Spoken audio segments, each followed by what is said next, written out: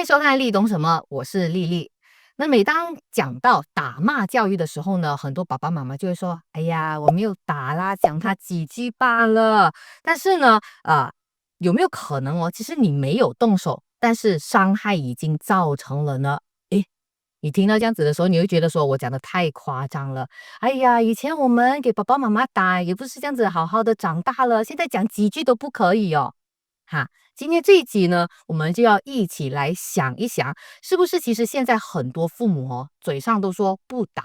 但是在你跟他讲道理呀、语言上啊、沟通上啊、一些眼神啊、肢体上、非肢体上的一些控制的方式的时候呢，其实教养上的暴力已经在形成当中带来一定的风险跟伤害呢。那很开心的，今天呢，我们就邀请到了教育心理学的博士 Dr. Eva Wong 黄小燕博士。那她呢，也是一位特殊教育的工作者，拥有20多年带领家庭和小孩的经验，也协助了很多特殊家庭学习用怎样更温柔、更坚定的方式去教养他们的孩子，带他们走出状况哈。那这一集呢，也非常感谢Generally Life Insurance Malaysia Berhad 的荣誉赞助，支持我们一起为家长、为父母、为孩子打造更健康的教养对话。真的 Dr. Eva 非常欢迎你来到我们立懂什么哈。那我知道你有长期接触孩子啊、是家庭啊，所以其实根据你的观察，打骂教育从我们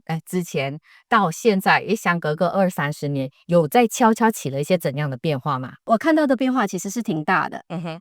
当然可能我们回到打骂教育，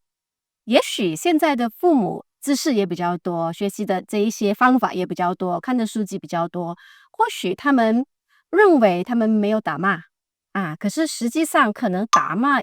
通过了另外一种方式，然后悄悄降临在每一个家庭当中。所以我们可能或许需要再重新定义，就是所谓的教养里面到底什么才叫做暴力我觉得这样子可能会比较适合。因为以前可能更早期的时候，打骂都是锁定在藤条你想到打骂，你可能就想到一挂扭耳朵体罚对，身体都会有伤可是可能到现在为止，其实在很多的一些心理的书籍里面，或者是心理的理论里面，已经开始更多的人去重视什么叫做隐形暴力所以隐形暴力里面，我们探讨的就是心理的伤，它没有淤青，它没有流血，甚至我们带孩子去验伤是没有任何的证明的，可是它却悄悄的在每一个小朋友的心里种下一颗种子吧，然后这个种子其实会影响到他们很多。这样子讲可能会有一些抽象了。可不可以跟我们分享一下一些实例？可以比如说我们常常可能都会听到的一个词就是你怎么这么没用，这个其实是一种辱骂，这个其实是一种羞辱，或者是我们常常会情绪绑架比如说我是你的妈妈你不这样子做，我是你的爸爸，你不这样子做就表示你不孝顺，你这样子是不对的。甚至有的时候很多的父母开始采取的是冷处理的方式就是不要理你。对，我就不理你，我就冷你个3天，然后我要你自己慢慢去想。可是很多的时候，我们的立场可能就是我要你去反省。可是在小朋友的立场当中，他没有这样子的一个思维，他可能更多的时候是觉得我不值得被爱。所以这一些都是我们常常可以看到的，在家庭里面会发生的，就是所谓的隐形的暴力，也是所谓的情绪的创伤。所以基本上如果我们愿意花可能5秒钟吧如果我们可以闭上眼睛，我们花一个5秒钟，我们去想一想，我们从小到大的成长过程当中，有没有一句话是我们一直都忘不了的？这句话可以是正面的，也可以是我们自己的父母说的。那可能我们闭上眼睛，我们回想这整个过程那可能就是那一句你真没用，你怎么这么笨或者是更多一些负面的词语，那这些词语其实已经悄悄的会进入我们的潜意识当中。所以当我们成长过后，我们处在一个高压的状态，或者是我们在育儿的过程当中，我们很无助，那我们的潜意识其实会很自然的就会跳出这样子的一个画面，然后用以前我们的父母对应我们的方式，我们就用在我们的小朋友身上。当然我很同意，就是不是故意的，可是我要强调的一个点就是，我们过去所受的一些伤害，我们过去所种下的一些种子，可能我们自己都不知道，它其实没有复原。对，那我只是在我的下一代的这一个生活跟成长过程当中，我把它复制过来。所以在你的跟这些家庭孩子进行咨询的时候，是不是有发现很多父母其实都犯下了这样子不自觉的错误？是的，所以很多的父母带孩子，因为我是做家庭一些咨询的嘛，我们就做一些孩子的咨询，然后我们都会问到的就是父母的一些教养方式。哎，你是怎么跟孩子沟通啦？哎，你是怎么样去跟孩子说话的？然后就会发觉到很多父母确实没有用鞭打，他们没有用这一种比较粗暴的方式，可是很多的父母用的方式就是冷处理。或者是不自觉的就会比较，哎，你看你的姐姐这样厉害，那为什么你不能这样呢？所以在过程当中，当我们提到这个部分的时候，其实很多父母他们会恍然大悟，就是原来我说的这句话就已经是一种暴力的形式。所以这个就是我们说隐形暴力或者是隐形的受伤最危险的一个地方，我们自己不知道。可是当我们在育儿的时候，有没有一个情景，就是我突然间会很生气？他说的一句话，他的一个眼神，那我就突然间会没有办法接受，我就觉得，哎，你是在挑战我的权威，或者是我可能就会以一个比较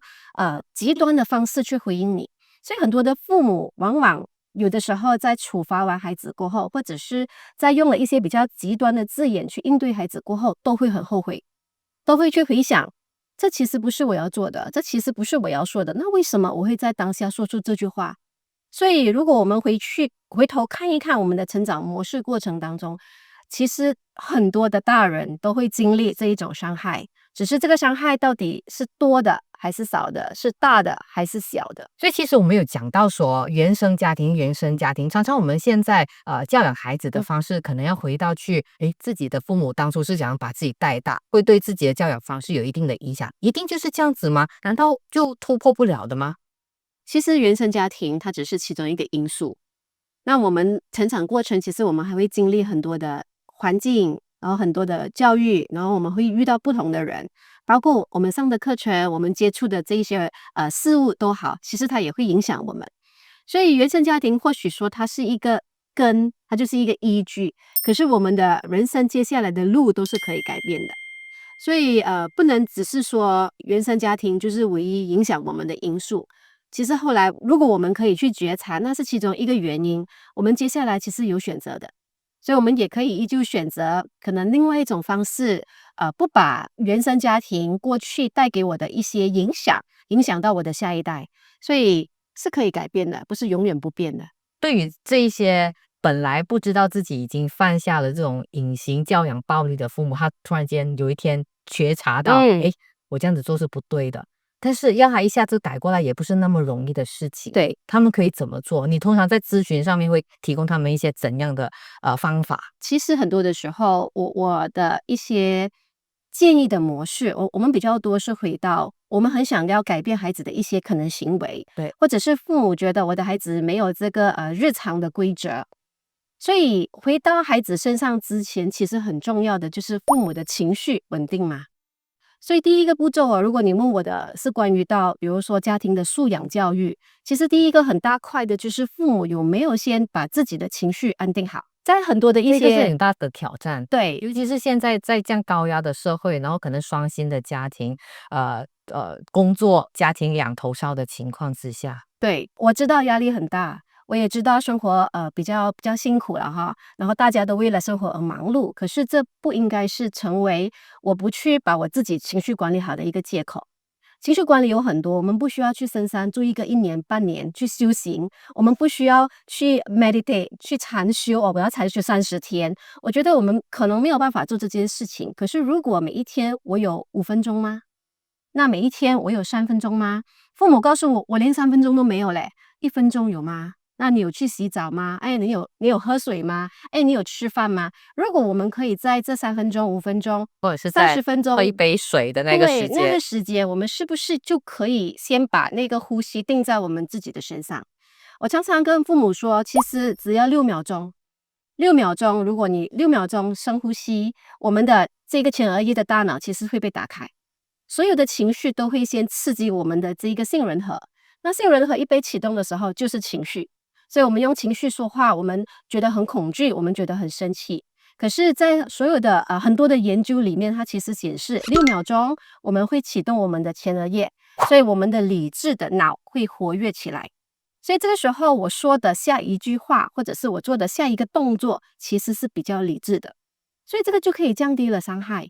而且这样子的训练慢慢的就会变成我的一种习惯。即便我今天没有意识，我也会很自然的有一个6秒钟的缓冲时间。所以可能你当下你不知道你该怎么去做，不懂怎么去教，但是只需要一个6秒钟 minimum， 你就可以做到这一点，每一天的6秒钟。OK， 我觉得这个是一个很实际的方法。我要做到过后，我可以直接自己实践在自己的生活上。好，那当然还有的就是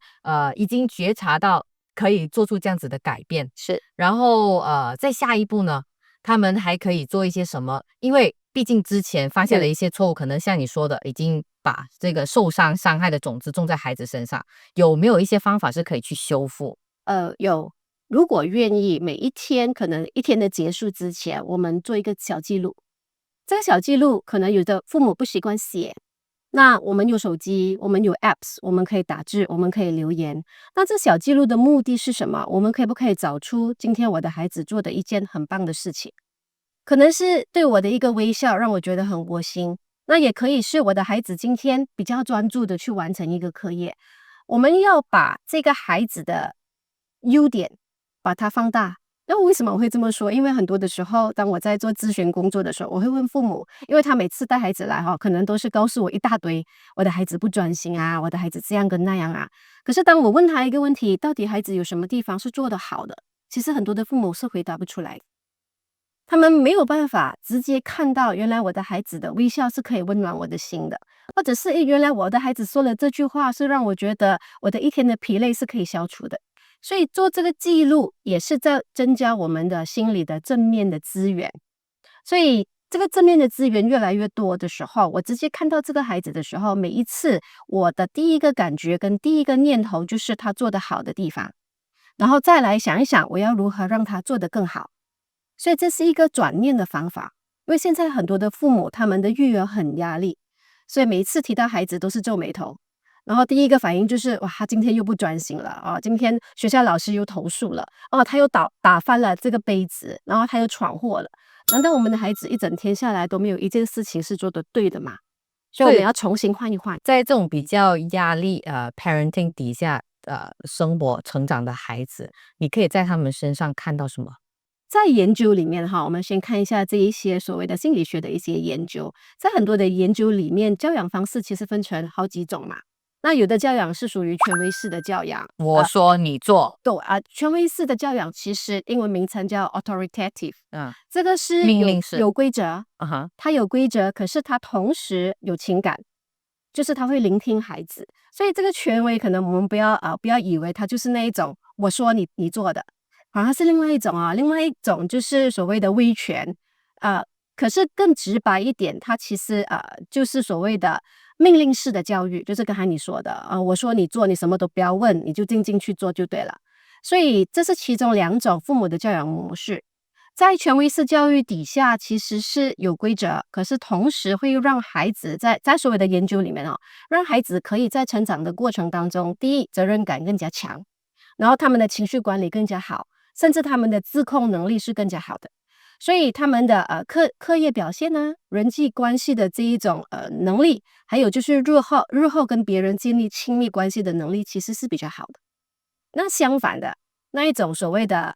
我讲你做，你什么都不要插嘴，你做就对了，就常常被打压的。对，他们的整个自我的价值观是很低的。这个是在世界卫生组织有提出这样子的一个研究。那同时他们的抗压指数是很低的，他们的这一种行为问题还有暴力的问题是比较多的。所以这个健康的教养的方式可以怎样开始？健康教养的方式不打不骂的话，有些父母真的不知道的是的，是的。可以怎么样开始？当然我们只是一个凡人嘛我们不可能看了一本书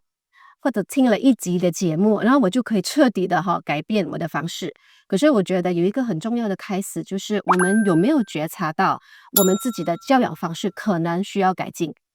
这是第一个问题。那如果我们可以觉察到，哦，原来我的教养方式里面是需要改进的。那原来很多的时候，我跟我的孩子的说话的模式，当我在批评他没有好好跟我说话的时候，我是不是也没有好好的跟他说话？所以在情绪管理这一块哦，一定是从父母开始的。就好像一对父母带着孩子来找我，我的孩子情绪波动很大，他常常失控，那我们就要看回父母本身，是不是你是不你自己常是常失控？对，那他们是一面镜子啊。所以这面镜子照出来的就是孩子会模仿父母的行为，这是第一点。第二点，有没有清楚的界限？这个界限很重要，现在的父母其实没有的。那所以很多的时候，家庭很忙碌，然后生活很忙碌，很多的父母其实从不是权威了，他也不是威权了，他们其实就是那一种放纵式的教育。那你想怎样就怎样，那你要做什么你就做什么。但是现在也很讲究民主，我就让孩子自己决定。是我先问过他的意见，的确有一些上一代的长辈，在看到我们这一代年轻人教养孩子的方式的时候，他们会觉得说，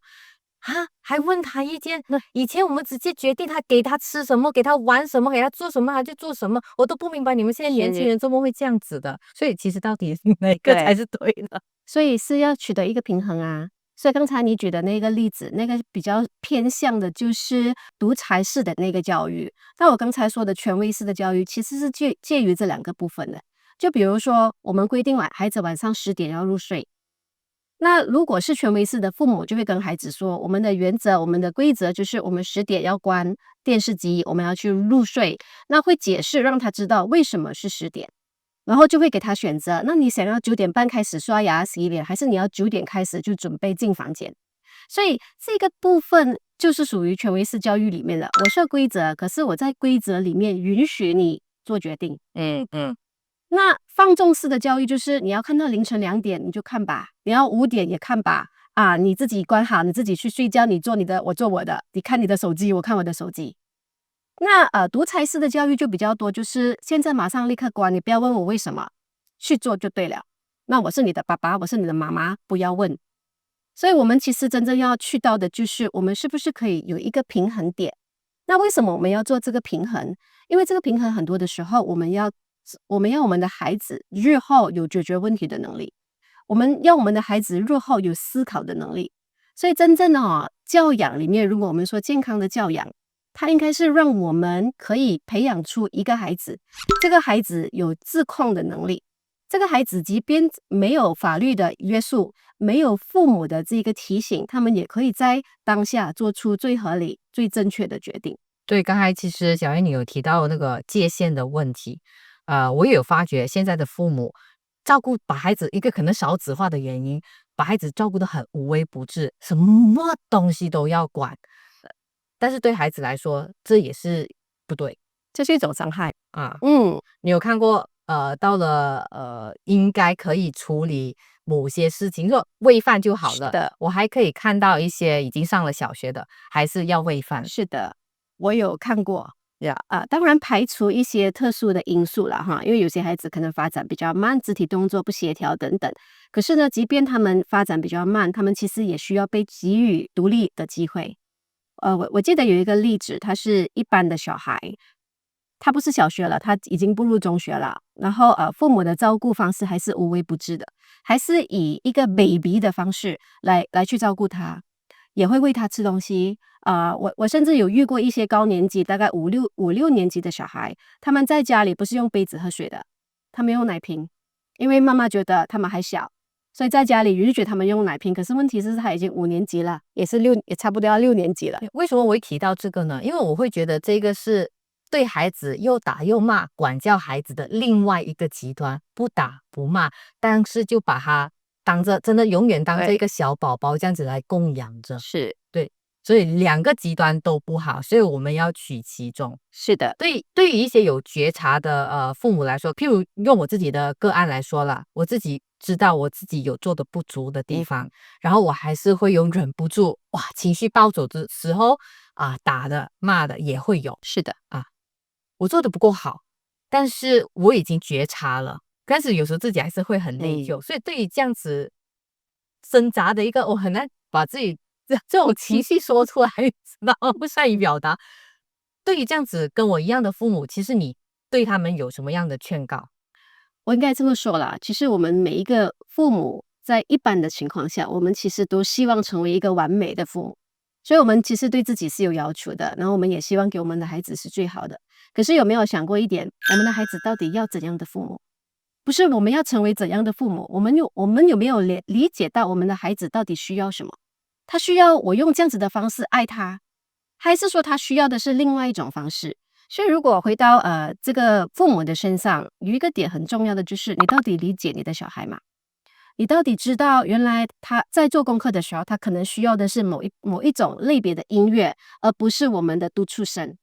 那他可能要去冲凉的时候，他需要的不是我们一直在逼他，你现在马上立刻要去换衣服了，要去做什么？他可能只是需要一点点的空档的时间，或者是一点的小小的这一种独处的时间，让他自己去调试。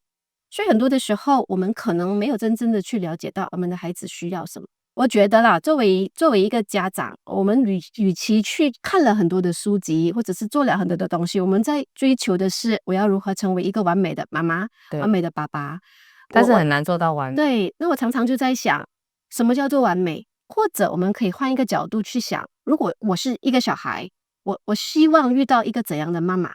我希望我的爸爸是怎样的？